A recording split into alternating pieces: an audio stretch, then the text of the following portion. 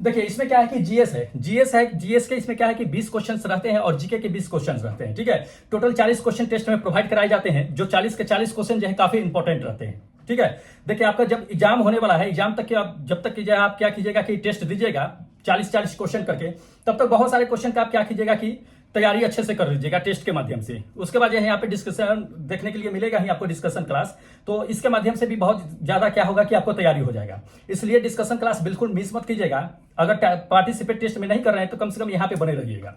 चलिए फिलहाल क्या कर लेते हैं कि जीएस में जितने भी क्वेश्चन 20 क्वेश्चन डाले गए हैं उसको पहले देख लेते हैं, फिर उसके बाद जीके के क्वेश्चन को हम क्या करते हैं कि डिस्कस करा देते हैं। ठीक है, देखिएगा क्वेश्चन नंबर फर्स्ट बता देते हैं। देखिए जिसमें पहला नंबर क्वेश्चन ये कहता है कि यदि विद्युत प्रतिरोध को कम करना हो तो प्रतिरोधों की संख्या को हमको किस में कनेक्ट करना चाहिए, ये हमें जानना है। ठीक है, देखिए सिंपल सी बात है कि अगर मान लीजिए कि प्रतिरोध है, प्रतिरोधों को अगर मान लीजिए कि आपको अगर कम करना है तो उसे किस में कनेक्ट करना पड़ेगा, पैरेलल में। पैरेलल में अगर कनेक्ट कर दीजिएगा तो प्रतिरोधों की जो होगी वैल्यू, वह मात्रा क्या होगा कि कम हो जाएगा। ये सेकेंड नंबर। ठीक है, अगर इसी को आप अगर सीरीज में कनेक्ट कर दीजिएगा तो प्रतिरोध की मात्रा क्या होता है कि बढ़ जाता है, प्रतिरोध बढ़ जाता है। अगर पैरेलल में कनेक्ट कीजिएगा तो पैरेलल में कम जाएगा। ठीक है, जैसे कि मान लीजिए कि दिखा देते हैं, ये पैरेलल है, पैरेलल में कनेक्टेड है सारे प्रतिरोध है, तो ये R1 R2 R3 ये सभी क्या है कि पैरेलल में कनेक्टेड है। ठीक है, पैरेलल में अगर कनेक्ट करते हैं तो इसमें क्या होता है कि प्रतिरोधों की जो समतुल्य प्रतिरोध आता है हमें क्या आता है कि कम होकर के आता है। अगर इसी को हम सीरीज में अगर कनेक्ट कर देते हैं तो सीरीज में क्या होगा कि आपको ज्यादा प्रतिरोध देखने के लिए मिलेगा। देखिए यही कारण है आपका कि घर का वायरिंग जो किया जाता है वो क्या होता है कि पैरेलल में किया जाता है। ठीक है, वैसे घर के वायरिंग जो है पैरेलल में किया जाता है, इसके बहुत सारे फायदे होते हैं। पहली नंबर ये चीजें है कि कम प्रतिरोध आपको देखने के लिए मिलेगा। दूसरी ये चीजें होता है कि सब में समान रूप से क्या होता है कि धारा प्रवाहित होती रहती है। ठीक है, और तीसरी ये चीजें होती है कि मान लीजिए कि किसी भी अगर ये सेक्शन से अगर जो मान लीजिए कि फॉल्ट आता है या बल्ब अगर फ्यूज हो जाता है तो उसी पार्टिकुलर में फ्यूज होता है, जिसके कारण हमें क्या होता है ना कि पता लगाने में आसानी होता है कि किस जगह पे ये फॉल्ट आया है। मान लीजिए कि घर में बहुत सारे बल्ब के कनेक्टेड है, 4-5 रूम है कनेक्टेड है, एक घर का अगर बल्ब फ्यूज हो गया तो क्या सबके घर, सारे घर का बल्ब फ्यूज हो जाता है, बंद हो जाता है जलना? नहीं ना। तो किसी एक घर का क्या होता है पार्टिकुलर जो है बल्ब फ्यूज हो जाता है, तो जिसकी वजह से क्या होता है कि हमें उसे पहचानने में, जानने में, फॉल्ट को पता लगाने में आसानी हो जाती है। इसलिए पैरेलल में क्या करते हैं कि कनेक्ट करते हैं। सीरीज में क्या होता है कि सीरीज में अगर एक बल्ब अगर फ्यूज हो गया तो सारा का सारा बल्ब आपको जो है बंद हो जाएगा, फिर आप आसानी से पता नहीं लगा पाइएगा कि कौन सा बल्ब में फॉल्ट है, कौन से सेक्शन में फॉल्ट है। ठीक है, इसलिए घर के वायरिंग को खास करके जान लीजिए कि ये पैरेलल में कनेक्ट किया जाता है। ठीक है, तो इंपॉर्टेंट है, ध्यान देना है। चलिए सेकेंड नंबर आपको क्वेश्चन दिखा देते हैं, देखिएगा। देखिए ये दे दिया है कि ये नॉर्मन बोरलॉग साहब है, उसे नोबेल पुरस्कार जो है 1970 के ईस्वी में मिला था। तो ई नॉर्मन बोरलॉग साहब को नोबेल पुरस्कार जो है किस फील्ड में मिला था ये जानना है। देखिए इसमें बहुत लोगों ने क्या किया है कि गलत टिक मार दिया है, बहुतों ने एग्रीकल्चर को मार दिया है, यानी कि कृषि को मार दिया है। कृषि के फील्ड में नॉर्मन बोरलॉग साहब को नोबेल पुरस्कार दिया गया है, ऐसा उन्होंने टिक मार दिया है, जबकि ये गलत है। उन्हें मान लीजिए कि हरित क्रांति के पिता कहा जाता है, नॉर्मन बोरलॉग साहब को हरित क्रांति का जनक कहा जाता है, लेकिन उन्हें उस फील्ड में नोबेल पुरस्कार नहीं दिया गया था, बल्कि शांति के क्षेत्र में दिया गया था। किसमें? शांति के क्षेत्र में। ये आपका क्या होगा कि फोर्थ नंबर करेक्ट आंसर होगा कि शांति की फील्ड में ई नॉर्मन बोरलॉग साहब को नोबेल पुरस्कार दिया गया था 1970 में। क्यों दिया गया था? देखिए उनका ये चीजें मानना था कि जैसे कि वो हरित क्रांति से जुड़े हुए थे, तो उनका ये चीजें मानना था कि पूरे वर्ल्ड में जितने भी आदमी हैं उसमें से बहुत सारे लोग ऐसे हैं जो भूखे क्या होते हैं कि मर जाते हैं। उनको एक मतलब कि खाना नसीब नहीं होता है, खाना नसीब ना होने के कारण क्या होता है कि भूखे वो मर जाते हैं। तो ऐसे व्यक्ति जो भूखे मर जाते हैं, जिनकी खाना नसीब नहीं होता है, उनको वो क्या करते थे कि भोजन प्रोवाइड कराते थे। इसलिए उन्हें क्या हुआ था कि 1970 के ईस्वी में उन्हें नोबेल पुरस्कार से सम्मानित किया गया था। ठीक है, वैसे हरित क्रांति के जनक के नाम से भी इन्हें जाना जाता है। चलिए नेक्स्ट नंबर देख लीजिए। समताप मंडल में कहता है कि ओजोन की गैस की मोटी परत है, उस गैस की मोटी परत को किसमें मेजर किया जाता है ये हमें जानना है। देखिए समताप मंडल में ओजोन परत की मोटी इकाई होती है, उसको मोटी परत होती है, उसको मेजर करने के लिए डॉप्सन इकाई की जरूरत पड़ती है। किसे? डॉप्सन यूनिट की, DU उसे शॉर्ट फॉर्म में बोलते हैं। तो डॉप्सन इकाई की क्या होती है कि जरूरत पड़ती है ओजोन परत की मोटाई को मेजर करने के लिए। ये सेकेंड नंबर। ठीक है, अब ये चीजें जान लीजिए कि वायुमंडल में आखिर कितनी डॉप्सन इकाई परत जो है वो मिलती है। तो वायुमंडल में अगर ओजोन परत की मोटाई की अगर बात कर लेते हैं तो 300 डॉप्सन यूनिट जो है, 300 डॉप्सन इकाई जो है वो मोटी परत जो है समताप मंडल में आपको ओजोन परत की मोटी परत दिखाई देगी। अब 300 डॉप्सन यूनिट कहने का मतलब कि कितना मोटी परत है, अनुमान लगा सकते हैं। तो अनुमान लगा लीजिए, आपको हम बता देते हैं करेक्ट कि एक तरह से मान के चलिए तो 300 मिलीमीटर, कितना? 300 मिलीमीटर के आसपास में, 300 नहीं 3 मिलीमीटर है, 3 मिलीमीटर के आसपास में क्या है कि उसकी मोटाई है। तो 100 डॉप्सन बराबर 1 मिलीमीटर होता है। 100 बराबर क्या होता है कि 1 मिलीमीटर होता है, वो मिलीमीटर उसकी मोटाई होती है। मतलब अगर देखा जाए इंच में अगर देखिएगा तो 12 इंच की मोटाई जो है आपको समताप मंडल में ओजोन परत की मोटाई जो है देखने के लिए मिलेगा। ठीक है, तो पूछ रहा है ये क्वेश्चन कि ओजोन परत की मोटाई मेजर करने के लिए किस यूनिट की यूज करते हैं, किस यूनिट का उपयोग करते हैं, तो डॉप्सन यूनिट का करते हैं। चलिए नेक्स्ट नंबर देखिए, अगला नंबर ये क्वेश्चन दे दिया है कि किसी परमाणु में उपस्थित इलेक्ट्रॉनों की चारों क्वांटम संख्या क्या होती है कि एक समान नहीं होती है। ये सबसे पहले सिद्धांत जो दिया था वो किसने दिया था दोस्त? ये सिद्धांत दिए थे पाउली साहब ने। किसने? पाउली साहब ने। ये आपका क्या होगा कि फोर्थ नंबर आंसर बिल्कुल करेक्ट होगा कि पाउली साहब ने ही ये चीजें बताए थे सबसे पहले। चलिए नेक्स्ट नंबर देख लीजिए, अगला नंबर ये दे दिया है कि अदिश राशि हमें चुनना है कि अदिश राशि है कौन सा। सदिश राशि, अदिश राशि जानते होइएगा। सदिश राशि किसे कहते हैं? जिसमें मैग्नीट्यूड और डायरेक्शन होता है, वो दोनों क्या होते हैं कि आपका सदिश राशि होता है स्केलर क्वांटिटी, वेक्टर क्वांटिटी कहलाता है। ठीक है, स्केलर क्वांटिटी मतलब अदिश राशि हो गया तो जिसमें सिर्फ आपको मैग्नीट्यूड देखने के लिए मिलेगा, उसमें डायरेक्शन आपको पता नहीं चलेगा। तो हमको इसी में वैसे ही ऑप्शन चुना है जिसमें हमें डायरेक्शन न पता चल रहा हो, वो अदिश राशि कहलाएगा। जैसे कि मान लीजिए कि ये फोर्स है, पहला नंबर बल है, तो बल क्या होता है कि किसी एक डायरेक्शन में लगता है। मान लीजिए कि आप बल लगा रहे हैं, फोर्स लगा रहे हैं, तो आपको डायरेक्शन पता है कि आप किस डायरेक्शन में फोर्स लगा रहे हैं। ऐसा थोड़ी है कि डायरेक्शन पता नहीं होता है, डायरेक्शन पता होता है आप किस डायरेक्शन में लगा रहे हैं। अपवार्ड में लगा रहे हैं या डाउनवार्ड में लगा रहे हैं, या लेफ्ट लगा रहे हैं, राइट लगा रहे हैं, नॉर्थ साउथ, ये सब डायरेक्शन इसमें पता चलता है फोर्स जब अप्लाई करते हैं तो।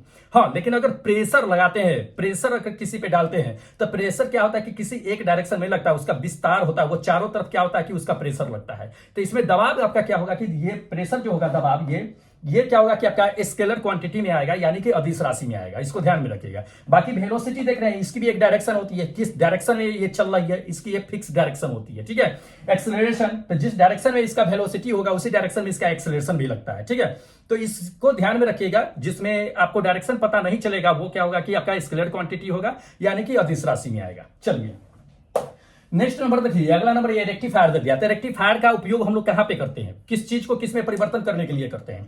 देखिए, रेक्टिफायर क्या होता है कि एक तरह के इलेक्ट्रिकल इंस्ट्रूमेंट होता है, इलेक्ट्रिकल कहिए डिवाइस होता है। ठीक है, वो डिवाइस क्या करता है कि एसी को डीसी में कन्वर्ट करने का काम करता है। किसमें? एसी करंट जो होता है उसको डीसी में कन्वर्ट करने के लिए क्या होता है कि रेक्टिफायर का यूज किया जाता है। ठीक है, जैसे मान लीजिए कि चार्जर देखे होइएगा, क्या होता है चार्जर क्या करता है आपको? चार्जर यही काम करता है कि मान लीजिए आप 240 वोल्ट में चार्जर को प्लग को कनेक्ट करते हैं, आपके आउटपुट में जो मोबाइल में चार्ज करते हैं कितना 5 से 10 वोल्ट जो है क्या होता है कि आउटपुट में आपको देता है पावर सप्लाई। तो वो क्या एसी देता है? नहीं, डीसी देता है वो। ठीक है, तो उसके अंदर क्या होता है कि रेक्टिफायर लगा होता है। तो वो 240 वोल्ट जो आप सप्लाई करते हैं वो अगर आउटपुट में दे दे तो आपका मोबाइल ही जल जाएगा, लेकिन आउटपुट में उतना देता नहीं है, तो उसको डीसी बना करके देता है। तो उसमें क्या होता है कि चार्जर में क्या होता है कि एक रेक्टिफायर लगा होता है जो एसी को डीसी में कन्वर्ट कर देता है, फिर वो मोबाइल को चार्ज करने का काम करता है। ठीक है, तो एसी को डीसी में कन्वर्ट करने के लिए रेक्टिफायर का यूज करते हैं। ये सेकंड नंबर आपका आंसर क्या होगा कि बिल्कुल करेक्ट होगा। कभी कभी ये क्वेश्चन दे देता है आपको कि डीसी को एसी में कन्वर्ट करने के लिए हम किसका यूज करते हैं? तो हम लोग जो है घर में यूज करते हैं ना इन्वर्टर, तो इन्वर्टर का यूज करते हैं। इन्वर्टर क्या करता है कि डीसी को एसी में कन्वर्ट करने का काम करता है। बैटरी से कनेक्टेड होता है, बैटरी का जो करंट होता है वो डीसी होता है, वो क्या करता है कि एसी में सप्लाई करके घर में जो है बिजली आपूर्ति करवाता है। ठीक है, तो इसको ध्यान में रखना है, ये सब क्वेश्चन जो है पूछे जाते हैं।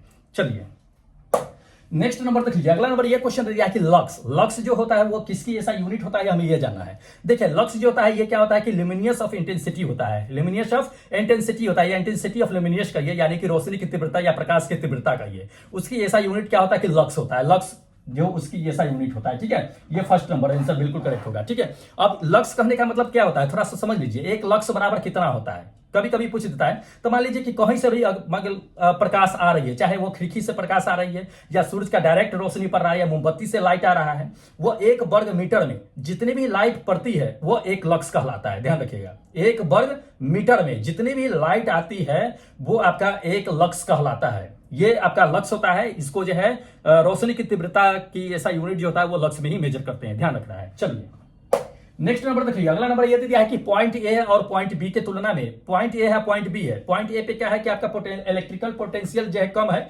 बी पर क्या है कि इलेक्ट्रिकल पोटेंशियल जो है आपका ज्यादा है। ठीक है, तो आप ये देखना है कि इलेक्ट्रॉन का प्रवाह जो होगा वो किधर होगा। तो बी पर ज्यादा है, ए पर कम है।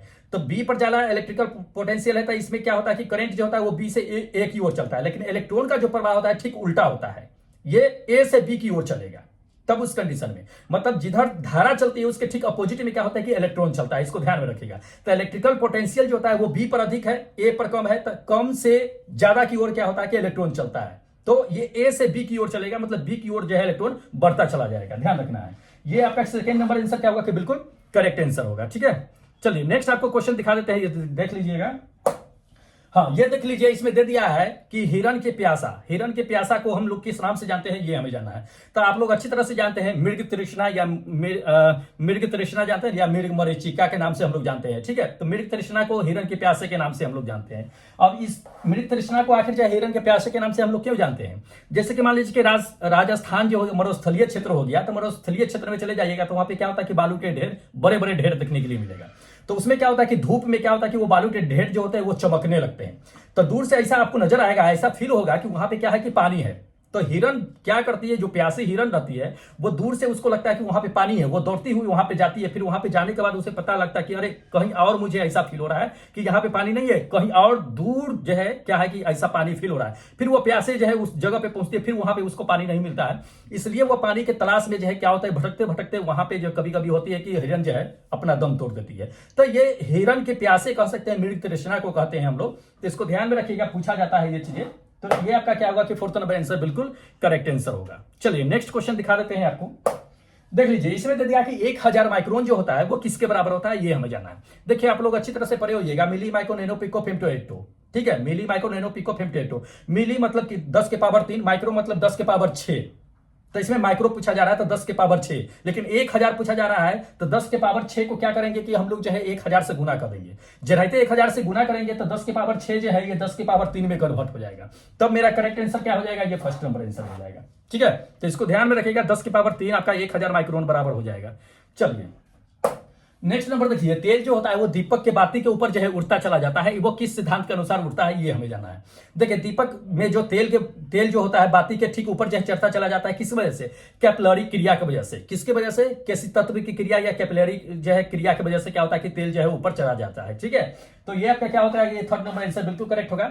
अब ये चीजें जान लीजिए कि तेल जो ऊपर चढ़ता है तो क्या इसका कोई फिक्स लिमिट होता है या नहीं, एकदम चढ़ते चला जाता है। अब मतलब मान लीजिए कि हमें 5 मंजिल पे बैठे हुए हैं, कल का पानी काम, मोटर का पानी काम नहीं कर रहा है, चलो ठीक है कपड़ा गिरा दो, लत्ता गिरा दो, उसमें से कैपिलरी ट्यूब की वजह से पानी ऊपर ले लेते हैं। क्या ऐसा पॉसिबल है? 5 तला पे रहते हुए हम नीचे से पानी ले सकते हैं? ये प्रोसेस मतलब कि प्रक्रिया जो है, मतलब मान लीजिए कि एक लिमिट फिक्स इसकी ऊंचाई होती है, वहीं तक के क्या होती है कि कैपिलरी ट्यूब काम करती है, कैपिलरी क्रिया काम करती है, किस तत्व की क्रिया काम करती है। ऐसा नहीं कि 5 तला 10 तला पे बैठे रहिए, नीचे से पानी टान करके ऊपर दे देगा तो फिर मोटर की जरूरत ही नहीं पड़ेगा, ऐसा नहीं होता है, ठीक है। तो ये चीज जान लीजिए कि आखिर कितना होता है। तो ये जान लीजिए कि ये 50 मीटर के आसपास में ये क्या होता है, 50 मीटर तक की ये किस तत्व की क्रिया जो है काम करती है, उसके ठीक ऊपर जो है काम करना बंद कर देती है। तो किस तत्व की क्रिया की एक फिक्स लिमिट होती है, इसको ध्यान में रखना है। चलिए नेक्स्ट क्वेश्चन आपको दिखा देते हैं। अगला नंबर देख लीजिए, दे दिया है कि किसी बिंदु पर ध्वनि की कहता है कि तीव्रता उसकी दूरी डैश के बराबर होती है। तो उसकी दूरी जो होती है उसके ठीक व्युत्क्रमानुपाती के बराबर होती है।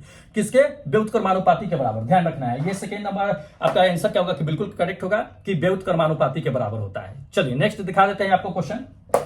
हाँ, इसमें देख लीजिए, इसमें दे दिया कि प्रकाश उत्सर्जन डायोड, जिसको हम लोग एलईडी के नाम से जानते हैं, लाइट इमिटिंग डायोड जिसको बोलते हैं, उसका उपयोग जो है क्या होता है, इलेक्ट्रॉनिक्स खिलौने में भी यूज किया जाता है, ठीक है। तो उसमें जो प्रकाश निकलते हैं वो किस तरह की प्रकाशें होती है, ये हमें जाना है। तो देखिए वो जो होता है विजुअली लाइट होता है। क्या होता है? विजुअली लाइट, यानी कि दृश्य प्रकाश इसको बोल सकते हैं, ठीक है।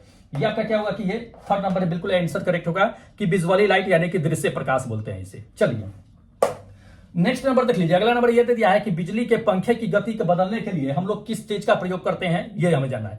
देखिए घर में पंखा लगाते हैं, एक तरह का स्विच जो जहां पर रहते हैं, जहां पे पंखा को हम ऑन करते हैं स्विच से, उसी के पास में स्पीड को कंट्रोल करने के लिए आपके पास क्या होता है कि एक स्विच लगा होता है, जिसकी वजह से इस पंखे के स्पीड को हम लोग क्या करते हैं कि ज्यादा कर सकते हैं, कम कर सकते हैं। उसी स्विच का नाम बताना है आपको कि उस स्विच को हम लोग क्या कहते हैं। उसे रेगुलेटर स्विच बोलते हैं, रेगुलेटरी स्विच बोलते हैं, जो गोल गोल घूमता है, जिसपे 1 2 लिखा होगा। 1 पे बढ़ाइएगा कम हो जाएगा, 2 पे बढ़ाइएगा ज्यादा होगा, 3 पे बढ़ाइएगा ज्यादा होगा, 4 पे बढ़ाइएगा ज्यादा होगा, 5 पे बढ़ाइएगा और ज्यादा फैन नचने लगेगा। तो वो रेगुलेटरी स्विच होता है, जिसके वजह से पंखे की स्पीड को हम लोग क्या करते हैं कि कम करने का काम करते हैं, ठीक है।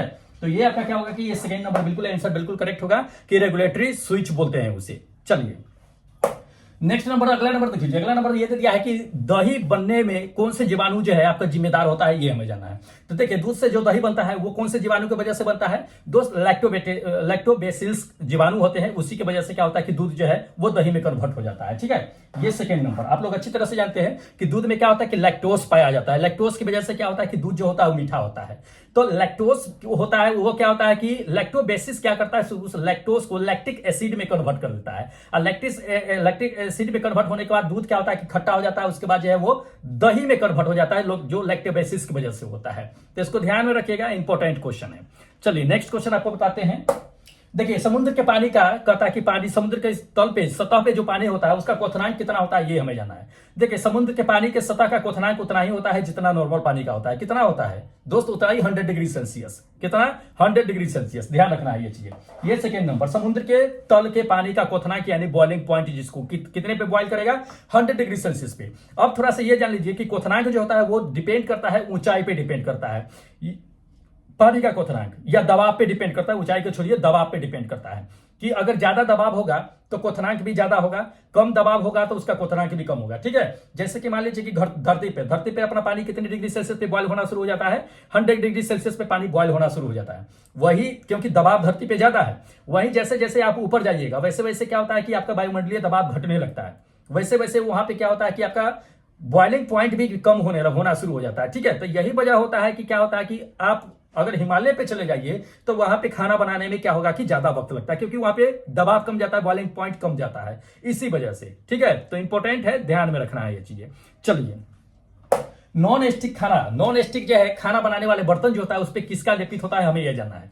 देखिए, नॉन स्टिक खाना बनाने वाले बर्तन जो होते हैं दोस्त, उस पर जो होता है टेफ्लॉन का लेपित होता है। टेफ्लॉन उस पर ऊपर से चढ़ाया जाता है, टेफ्लॉन। ठीक है, ये फर्स्ट नंबर। टेफ्लॉन मतलब कि ब्लैक कलर का होता है, जो आपको एक तरह से कहिए तो टेफ्लॉन जो होता है वो कार्बन और फ्लोरीन, ये दोनों का एक रासायनिक जो है क्या होता है कि पदार्थ होता है, जिसका उस बर्तन पे लेप किया जाता है, जो काफी चिकना बना देता है, स्मूथ बना देता है। उस पे खाना बनाइएगा तो क्या होता है, खाना उस पे नहीं चिपकता है। ठीक है, तो वो टेफ्लॉन होता है। टेफ्लॉन के बर्तनों का आजकल जो है प्रचलन ज्यादा है। ठीक है, तो टेफ्लॉन के खाना जो है महिला लोग जो होती है वो टेफ्लॉन के बर्तन ज्यादा यूज करना चाहती है, क्योंकि उसे मजने में, धोने में क्या होता है कि आसानी हो जाता है, इसलिए महिला लोग खास करके टेफ्लॉन के बर्तन यूज करना चाहती है। लेकिन पहले ऐसा नहीं था, पहले तो चलो ठीक है, एल्युमिनियम के बर्तन का भी इस्तेमाल कर लिया जाता था। चलिए दिखाते हैं नेक्स्ट। देख लीजिए, अगला नंबर ये क्वेश्चन दे दिया कि भूपरपट्टी पे सबसे कम मात्रा में पाए जाने वाले तत्व का नाम बता रहा है। दो तरह से क्वेश्चन पूछे जाते हैं, एक तो भूपरपट्टी पे सबसे अधिक मात्रा में पाए जाने वाले तत्व का नाम बताना होता है, एक सबसे कम मात्रा में पाए जाने वाले तत्व का नाम। तीसरा नंबर ये पूछा जाता है कि भूपरपट्टी पे सबसे अधिक मात्रा में धातु पाए जाने वाले का नाम बताना होता है। तीन तरह से ये क्वेश्चन पूछे जाते हैं, तो इसमें सबसे कम वाले का पूछा जा रहा है कि भूपरपट्टी पे सबसे कम मात्रा में तत्व कौन सा पाया जाता है दोस्त, एस्टेटेनियम। कौन, एस्टेटेनियम, ध्यान रखना है, ये फर्स्ट नंबर। ये सबसे कम मात्रा में क्या होता है कि धरती पर पाया जाता है। अब सबसे अधिक मात्रा में कौन सा तत्व पाया जाता है दोस्त, ऑक्सीजन। 46.6 जो है परसेंट जान लीजिए कि ऑक्सीजन भूप्रपट्टी के परत पे पाई जाती है। अगर हम बात कर लेते हैं धातु की, कौन सी धातु भूप्रपट्टी पे सबसे अधिक मात्रा में पाई जाती है, तो एल्युमिनियम। एल्युमिनियम जान लीजिए कि लगभग जान लीजिए कि 8% के आसपास में पाई जाती है। और उसके बाद जो है क्या होता है कि लोहा होता है, जो लगभग 5% के आसपास में पाई जाती है। इसको ध्यान में रखिएगा, इंपॉर्टेंट क्वेश्चन है। चलिए अगला नंबर देखिए कि मानव के शरीर में मान लीजिए कि ये कॉपर की मात्रा यानी कि तांबा की मात्रा अगर अधिक हो जाती है तो कौन सी बीमारी होने की डर रहती है, ये हमें जाना है।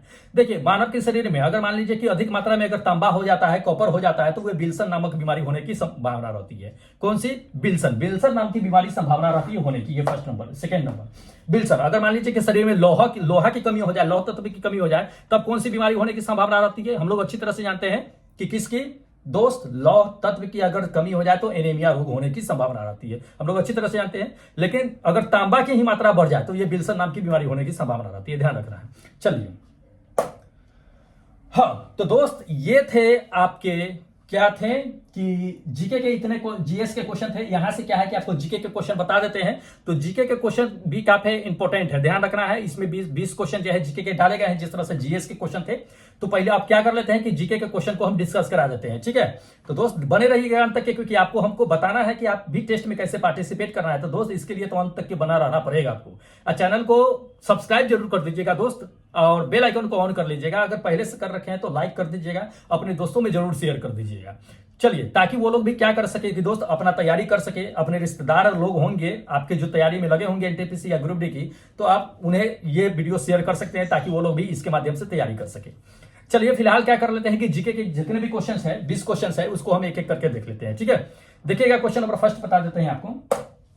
देख लीजिए, ये क्वेश्चन नंबर फर्स्ट है कि भारत क्या कहता है कि बड़ा जो है कॉफी उत्पादक राज्य कौन सा है। तो भारत में कॉफी का सबसे बड़ा उत्पादक राज्य कौन सा है, हमें ये जानना है। देखिए ये साउथ में है, कौन सा राज्य है जान लीजिए, इसमें से देख लीजिए, बता दीजिए साउथ में ही है, कौन सा है ये आपको बताना है। देखिए फर्स्ट नंबर आपको बताते हैं कि कौन सा है, ये है कर्नाटक। क्या है, कर्नाटक। ये थर्ड नंबर कर्नाटक क्या है कि भारत में जान लीजिए कि सबसे बड़ा जो है कॉफी का उत्पादक राज्य माना जाता है। लगभग 71% जो है खुद जो है ये कॉफी का उत्पादक करता है कर्नाटक जो है सो। दूसरे नंबर पे केरल आता है, तीसरे नंबर पे तमिलनाडु आता है। तो इसको ध्यान में रखिएगा, पूछे जाते हैं, इंपॉर्टेंट है। चलिए नेक्स्ट नंबर देख लीजिए कि नाथुला दर्रा कहता है कि किस राज्य में स्थित है। नाथुला दर्रा के बारे में जाने होइएगा आप लोग कि नाथुला दर्रा जो है किस राज्य में स्थित है। ये है सिक्किम में। कहां पे है, सिक्किम में, ध्यान रखना है।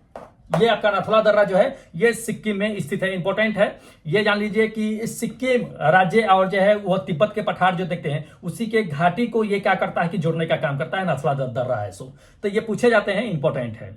चलिए हाँ, अंतरराष्ट्रीय मजदूर दिवस होता है वो कब मनाई जाती है ये जानना है। सब लोग अच्छी तरह से जानते हैं कि राष्ट्रीय मजदूर दिवस जो होता है वो 1 मई को मनाया जाता है। कब, 1 मई को राष्ट्रीय मजदूर दिवस। ये आपका फोर्थ नंबर आंसर बिल्कुल करेक्ट होगा कि ये 1 मई को क्या होता है कि अंतरराष्ट्रीय मजदूर दिवस मनाई जाती है। क्यों मनाई जाती है, क्योंकि मजदूर जितने भी होते हैं, जितने भी श्रमिक होते हैं, उनके सम्मान में 1 मई को मजदूर दिवस मनाई जाती है। बहुत अच्छी चीज है, मनाना भी चाहिए, क्योंकि वो लोग जो होते हैं वो काफी मेहनती होते हैं। ठीक है, सभी लोग मेहनती होते हैं ऐसा नहीं है, सब लोग जो होते हैं किसी न किसी रूप में लेबर होते हैं। हर आदमी कहीं ना कहीं किसी न किसी रूप में लेबर का काम करते हैं, चाहे मेंटली करे या फिजिकली करे, लेकिन लेबर तो करते ही है। ठीक है, चलिए नेक्स्ट नंबर देख लीजिए, बिहू। बिहू जो कहता है कि लोकप्रिय जो है उत्सव मनाया जाता है वो किस राज्य में मनाई जाती है, हमें यह जाना है। देखिए बिहू जो मनाई जाती है वो असम राज्य में मनाई जाती है। किसमें, असम में। ये फर्स्ट नंबर। असम में क्या है कि बिहू जो होते हैं एक तरह से नए वर्ष में जैसे त्योहार मनाए जाते हैं ना, उसी तरह से बिहू जो है आपका ये असम में नए त्योहार नए वर्ष की तरह जो है मनाई जाती है। तो इसको ध्यान में रखिएगा, इंपॉर्टेंट क्वेश्चन है। चलिए अगला क्वेश्चन आपको दिखा देते हैं।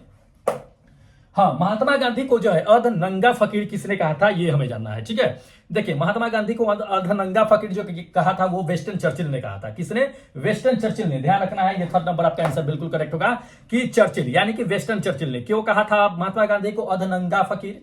दोस्त महात्मा गांधी जो थे वो क्या करते थे, आप लोग अच्छी तरह से जानते हैं कि वो एक जो धोती था उन्हीं को वो लपेट करके अपने आधा धोती को क्या करते थे, पूरे बदन को लपेट लेते थे। तो एक ही धोती में ऊपर से नीचे तक के वो काम चला लेते थे महात्मा गांधी। इसी को देख करके वेस्टर्न चर्चिल जो ब्रिटेन के पूर्व प्रधानमंत्री रह चुके थे, उन्होंने ही महात्मा गांधी को ये वेशभूषा पहनावा देख करके उन्होंने महात्मा गांधी को अर्धनंगा फकीर कहा था। ठीक है, वैसे जान लीजिए कि किसने जो है क्या क्या जो है उपाधि दी थी ये थोड़ा सा जान लीजिए। जैसे कि मान लीजिए जी मंगल बाबा किसने कहा था, तो ये 1930 ईस्वी के जान लीजिए कवाइलिस करके थे 1930 ईस्वी में, इन्होंने महात्मा गांधी को मंगल बाबा के नाम से कहा था। गंभीर ये आपको फकीर बता दिए हैं कि अर्धनंगा फकीर जो है वेस्टर्न चर्चिल ने 1931 में जो है महात्मा गांधी को कह दिए थे उनके वेशभूषा के तहत। उसके बाद जो है महात्मा भी नाम दिया गया था महात्मा गांधी को। तो महात्मा नाम किसने दिया था, रविंद्रनाथ टैगोर साहब ने दिए थे। ठीक है, 1917 में। ठीक है, जिसमें वो चंपारण गए थे, तो उस समय जो है महात्मा गांधी को जो है महात्मा के उपाधि दी थी ये रविंद्रनाथ टैगोर साहब ने। उसके बाद राष्ट्रपिता की उपाधि किसने दिया था, ये नेताजी सुभाष चंद्र बोस जो थे 1944 में ये महात्मा गांधी को राष्ट्रपिता की उपाधि दिए थे। इसको ध्यान में रखिएगा, ये सब चीजें जो है दोस्त पूछे जाते हैं। चलिए अगला नंबर देखिए कि मोहनजोदड़ो जो है वो कहां स्थित है, हमें यह जानना है। ठीक है, देखिए मोहनजोदड़ो आपको हम बताते हैं कि ये सिंध में स्थित है। सिंध मतलब पंजाब के एरिया में पड़ता है ये सिंध। अगर वर्तमान में देखा जाए तो ये पाकिस्तान में है। ठीक है, तो ये वर्तमान में अभी पाकिस्तान में है, ये सिंध में पाया जाता है मोहनजोदड़ो जो है। तो ये आपका क्या होगा कि फर्स्ट नंबर आंसर बिल्कुल करेक्ट आंसर होगा। ठीक है, चलिए अगला क्वेश्चन दिखा देते हैं। देखिए अगला नंबर ये दे दिया कि जैन सूत्र में कितनी लिपियां का उल्लेख किया गया है, हमें यह जानना है। देखिए जैन सूत्रों की अगर बात कर लेते तो कितने लिपियों का उल्लेख किया गया है, 18 लिपियों का उल्लेख किया गया है। कितना, 18। ध्यान रखिएगा, ये आपका क्या होगा कि सेकेंड नंबर आंसर बिल्कुल करेक्ट होगा कि 18 लिपियों का उल्लेख किया गया है। अब इसमें जान लीजिए कि जैन लिपि जो सूत्र है उसमें 16 से 18 है, एग्जैक्ट 18 नहीं कहिए, 16 से लेकर के 18 लिपि जो है उल्लेख किया गया है, जिसमें पहला लिपि जो है वो आपका ब्राह्मी लिपि है। क्या है, ब्राह्मी लिपि का उल्लेख किया गया है। तो कभी कभी पूछ देता है, इसको ध्यान में रखिएगा। चलिए अगला नंबर देख लीजिए, अगला नंबर ये क्वेश्चन दे दिया कि भारत की तीसरी सबसे अधिक बोले जाने वाली भाषा कौन सी होती है ये हमें जानना है। तो भारत में सबसे अधिक बोले जाने वाली तीसरी भाषा जो होती है, भाषा जो है ये मराठी है। बहुत लोग तेलुगु भी मारेंगे क्योंकि मराठी ही क्या है कि तेलुगु का योगदान दिया है तीसरी भाषा बनने में। तो इसके लिए मराठी अगर न रहे तब तेलुगु को मारना है। अगर तेलुगु मराठी है तब आप तेलुगु को मत मारिएगा, तब मराठी को मारिएगा, क्योंकि मराठी के कारण ही तेलुगु तीसरे नंबर पे आई थी। ठीक है, तो सबसे पहले मराठी देख लीजिएगा, मराठी है कि नहीं। तो मराठी है, मराठी न रहे तब तेलुगु को मारना है। ठीक है, चलिए अगला क्वेश्चन आपको दिखा देते हैं। देखिएगा, ईस्ट इंडिया कंपनी जो थे वो भारत में व्यापार करने के लिए पहला केंद्र कहां पे स्थान बनाया था, ये हमें जानना है। देखिए, जब ईस्ट इंडिया कंपनी आई थी तो वो भारत में जो है अपना व्यापार करने के लिए सबसे पहले कहां पे अपना केंद्र बनाया था, गुजरात के सूरत में। कहां पे, गुजरात के सूरत में, ध्यान रखना है, ये सेकेंड नंबर आंसर बिल्कुल करेक्ट होगा। उसके बाद उन्होंने जो है पश्चिम बंगाल को अपना केंद्र बनाया था व्यापार के लिए। चलिए अगला नंबर देख लीजिए कि चौरी चौरा कांड जो हुआ था वो कब घटित हुआ था, हमें यह जानना है। देखिए, चौरी चौरा घटना की अगर बात कर लेते हैं तो यह 1922 ईस्वी को हुआ था। कब हुआ था, 1922 को, मतलब 4 फरवरी 1922 को यह चौरी चौरे घटना हुआ था। ठीक है, ये थर्ड नंबर है ना, थर्ड नंबर आंसर। ठीक है, तो ये थर्ड नंबर जो है आंसर आपका करेक्ट होगा कि 4 फरवरी 1922 को जो है चौरी चौरा कांड हुआ था। इसमें हुआ क्या था ये जान लीजिए। उस समय क्या था कि महात्मा गांधी भी जो थे वो अपना असहयोग आंदोलन जो है गुजरात से शुरू करना चाहते थे, लेकिन इसी चौरी चौरा घटना के बाद जो है क्या कर दिए थे, वो अपने असहयोग आंदोलन को स्थगित कर दिए थे। कभी कभी ये क्वेश्चन पूछ देता है आपको कि महात्मा गांधी जो थे वो किस घटना के बाद जो है अपने असहयोग आंदोलन को स्थगित कर दिए थे, रोक दिए थे, ये पूछा जाता है। तो चौरी चौरी घटना के बाद चौरी चौरा कांड जो हुआ था ये कहां पे है, तो चौरी चौरा जो है एक अपने स्थल का ही नाम है जो गोरखपुर में स्थित है। वहीं पे क्या हुआ था कि असहयोग आंदोलन जो हो रहा था उसी में से क्या थे कि बहुत सारे ऐसे क्रांतिकारी थे जो वो चौरी चौरा में क्या होते कि पुलिस से जो है पूरा तरह से भिड़ गए थे। अब वहां के उनके थाने को भी पूरी तरह से नष्ट कर दिए थे, जला दिए थे। बहुत बड़ा जो है वहां पे जो है घटना देखने को मिली थी। इसमें क्या हुआ था कि इसमें जो है जितने भी ब्रिटिश मतलब शासक थे, जो अंग्रेज थे, वो क्या किए थे कि लगभग 19 से 20 लोगों को क्या कर लिए, 19 लोगों को क्या कर लिए थे कि पकड़ लिया गया था। 19 लोगों को पकड़ने के बाद क्या किया था कि 19 लोगों को फांसी दे दिया गया था। जिसके बाद जो है महात्मा गांधी को इस चीज से बहुत आहत हुई थी। आहत होने के बाद उन्होंने क्या किया था कि नहीं, चौरी चौरा असहयोग आंदोलन जो चला रहे थे, जो गुजरात से उन्हें बारदोली से शुरू करनी थी, वो चीजों को उन्होंने क्या किया था कि रोक दिया था। ठीक है, कि नहीं, असहयोग आंदोलन यहीं पे स्टॉप किया जाए। तो 1922 ईस्वी में उसके लिए रोक दिया था। इसको ध्यान रखना है। अगला नंबर देख लीजिए, अगला नंबर ये दिया है कि ग्रैंड ट्रंक रोड जो होता है, सड़क जो होती है, वो किसे जोड़ती है, हमें ये जानना है। बहुत अच्छा क्वेश्चन है दोस्त। ग्रैंड ट्रंक रोड जान लीजिए कि कोलकाता से लेकर के अमृतसर को जोड़ता है। किसे, कोलकाता से लेकर के अमृतसर को, ये सेकंड नंबर, कोलकाता से अमृतसर को जोड़ता है अकॉर्डिंग टू अगर ऑप्शन देखा जाए तो। लेकिन ग्रैंड ट्रंक रोड जान लीजिए कि सबसे बड़ी और सबसे पुरानी रोड भी मानी जाती है, जो शेर शाह सूरी के तहत जो है ये बनाया गया था। ठीक है, तो इंपॉर्टेंट है, राजमार्ग है, नेशनल रोड है, ये एशिया का सबसे बड़ा रोड भी माना जाता है। चलिए अगला नंबर देख लीजिए। अगला नंबर ये क्वेश्चन दे दिया कि तंबाकू पर पूर्ण रूप से जो प्रतिबंध लगाने वाला विश्व का पहला देश कौन सा है। बहुत अच्छा है, टोबैको पे जो है प्रतिबंध लगा दिया गया है। अपना भारत है उसे भी रोक लगा देना चाहिए।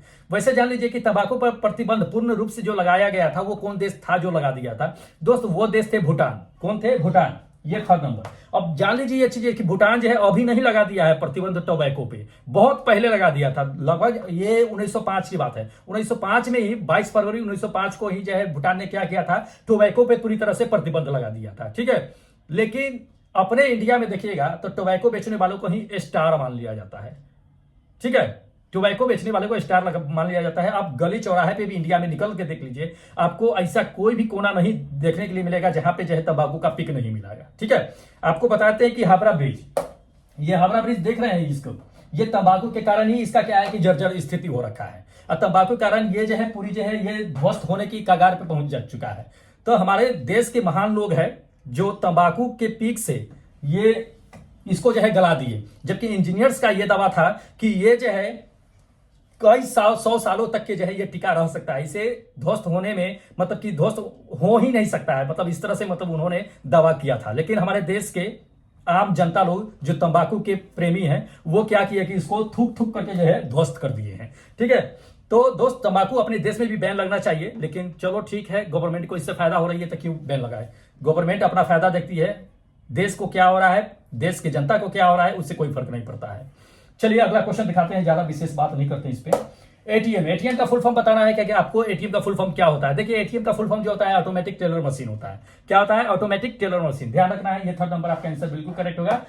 ऑटोमेटिक टेलर मशीन एटीएम का फुल फॉर्म होता है। चलिए, सवाना घास, सवाना घास किस कहां कौन से महाद्वीप में पाई जाती है, ये हमें जाना है किस महाद्वीप पे पाई जाती है। देखिए सवाना घास जो आपको देखने के लिए मिलेगा ये अफ्रीका में देखने के लिए मिलेगा। कहां पे? अफ्रीका में देखने के लिए मिलेगा। ठीक है, ये फर्स्ट नंबर। अफ्रीका में, किस अफ्रीका में मिलता है? उत्तरी, पूर्वी, दक्षिणी, उत्तरी, कहां पे?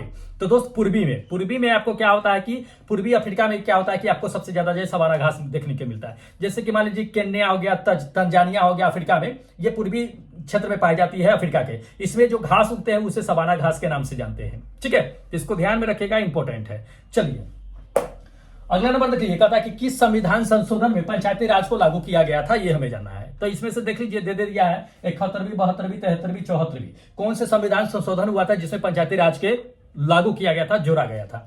देखिए इसमें आपको बताते हैं 73वीं संशोधन के तहत। किसके? 73वीं संशोधन। ये थर्ड नंबर आपका आंसर बिल्कुल करेक्ट होगा। 73वीं संशोधन के तहत क्या हुआ था कि पंचायती राज को जोड़ा गया था, जिसमें ग्राम पंचायत हो गया, क्षेत्र पंचायत हो गया, जिला पंचायत हो गया, ये सभी को क्या किया गया था कि ऐड किया गया था 73वीं संविधान संशोधन के तहत में। ठीक है, चलिए अगला दिखा देते हैं क्वेश्चन।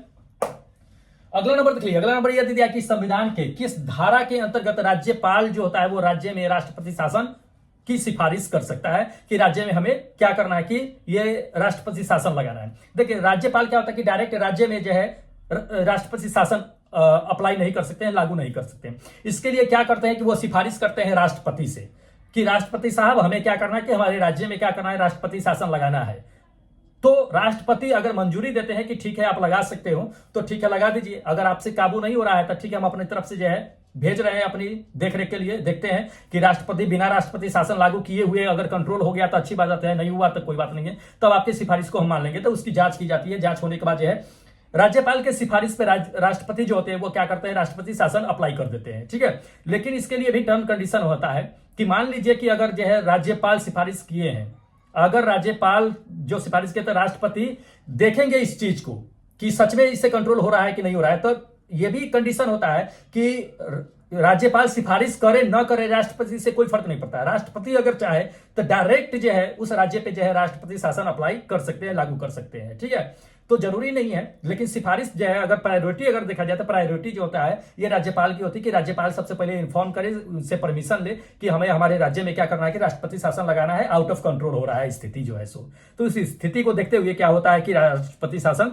लागू किया जाता है। वो किस सेक्शन के तहत लगाया जाता है, किस धारा के अंतर्गत लगाया जाता है दोस्त? ये फर्स्ट नंबर 356 356 के तहत, धारा 356 के तहत क्या होता है कि राष्ट्रपति शासन लगाया जाता है। ठीक है, अगला नंबर देखिए, अगला नंबर ये क्वेश्चन दे दिया है कि विश्व व्यापार संगठन का मुख्यालय कहां पे स्थित है, हमें यह जानना है। देखिए विश्व व्यापार संगठन की मुख्यालय की अगर बात कर लेते हैं दोस्त, ये जेनेवा में है। कहां पे है? जेनेवा में। ध्यान रखना है, ये first second number answer correct होगा कि जेनेवा में विश्व व्यापार संगठन का मुख्यालय है। ठीक है, चलिए हाँ ये देखिए कि दो सत्रों संसद में क्या होता है कि सत्र चलते हैं, जानते हो ये का मानसून सत्र होता है, ग्रीष्म सत्र होता है, ये सब सत्र चलते हैं, विंटर सत्र भी चलता है।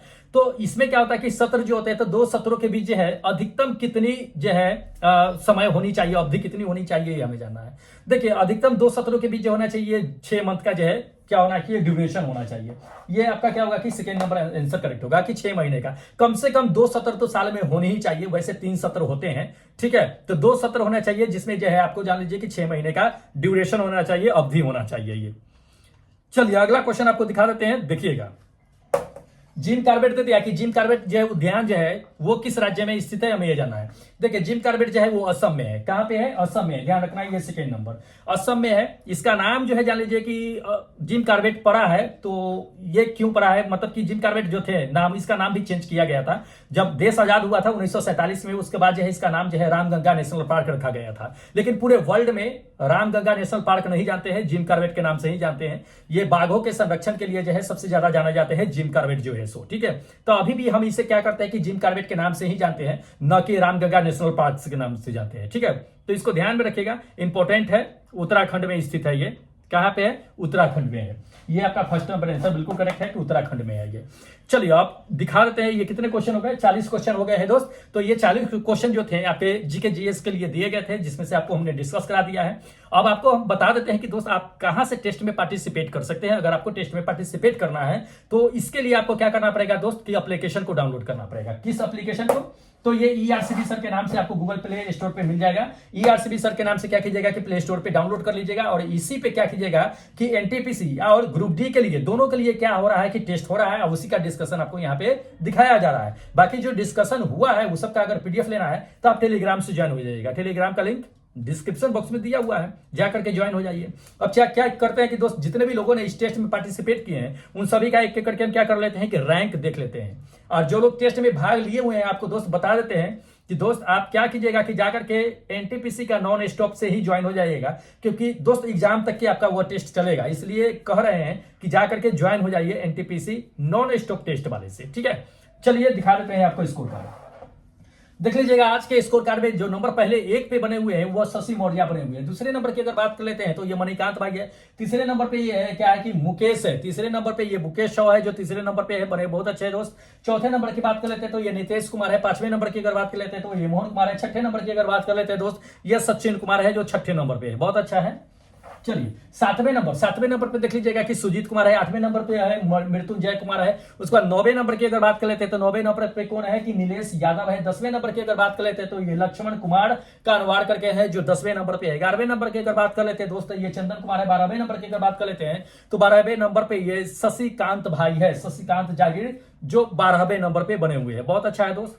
चलिए 11वें नंबर की अगर बात कर लेते हैं, 11वें नंबर पे भगवान कुमार भगवान है जो 13वें नंबर पे भगवान कुमार भगवान है। 14वें नंबर की अगर बात कर लेते हैं तो ये मिथिलेश कुमार है। 15वें नंबर पे क्या है कि विपुल कुमार है। उसके बाद 16वें नंबर की अगर बात कर लेते हैं तो 16वें नंबर पे कौन है कि रोशन कुमार है। 17वें नंबर की अगर बात कर लेते हैं तो 17वें नंबर पे क्या है कि मंटू शर्मा है। 18वें नंबर पे क्या है आपका कि सुरेंद्रा भाई है जो 18वें नंबर पे बने हुए हैं। चलिए 19वें नंबर की अगर बात कर लेते हैं तो ये विकास कुमार है जो 19वें नंबर पे है। उसके बाद 20वें नंबर की अगर बात कर लेते हैं तो ये कमलेश भाई है जो 20वें नंबर पे है। 21वें नंबर पे अगर बात कर लेते हैं तो ये बम भाई है जो 21वें नंबर पे बने हुए हैं। 22वें नंबर की अगर बात कर लेते हैं तो रामसेन भाई है। उसके बाद 23वें नंबर की अगर बात कर लेते हैं तो 23वें नंबर पे अपना सुमित भाई है। 24वें नंबर पे कौन है कि फरियाद अंसारी भाई है जो 24वें नंबर पे बने हुए हैं, बहुत अच्छा है। चलिए उसके बाद 25वें नंबर पे देख लीजिएगा कि हनुमानगढ़ से है ये पवन भाई जो टेस्ट देते रहते हैं। 26वें नंबर पे कमला कुमारी है जो 26वें नंबर पे बने हुए हैं। उसको जो 27वें नंबर की अगर बात कर लेते हैं तो एमडी समीम भाई है जो क्या है कि आपका 27वें नंबर पे है। 28वें नंबर की अगर बात कर लेते हैं तो ये बबली प्रजापति है। उसके बाद 29वें नंबर पे देख लीजिएगा, 29वें नंबर पे कौन है, ये आपका जो है क्या है सक्षम है ना, सक्षम कुमार मिश्रा करके है, ये 29वें नंबर पे है। तो उसका 30वें नंबर की अगर बात कर लेते हैं तो ये राहुल मुंजे है। 31वें नंबर पे अगर बात कर लेते हैं तो 31वें नंबर पे देख लीजिएगा विनय भाई जो यूपी से है, 31वें नंबर पे बने हुए हैं, बहुत अच्छा है। चलिए नॉन स्टेप एनटीपीसी वाले के लिए है नंबर 1 पे देख लीजिएगा ये कुमुद रंजन भाई है। उसके बाद सुशील कुमार है जो दूसरे नंबर पे है। तीसरे नंबर की अगर बात कर लेते हैं तो ये कमलेश कुमार है। उसका चौथे नंबर की अगर बात कर लेते हैं, चौथे नंबर पे आनंद प्रकाश है। उसके बाद 5वें नंबर की अगर बात कर लेते हैं तो ये सुमित भाई है। 6ठे नंबर की अगर बात कर लेते हैं तो ये विनय भाई जो 6ठे नंबर पे है। चलिए उसके बाद आपको दिखा देते हैं ग्रुप डी वाले। ये एंटी नॉन स्टॉप टेस्ट में जय नंबर पहले नंबर पे बने हुए हैं ये मृत्युंजय भाई है। उसको दूसरे नंबर की अगर बात कर लेते हैं तो मोहम्मद आसिफ भाई है।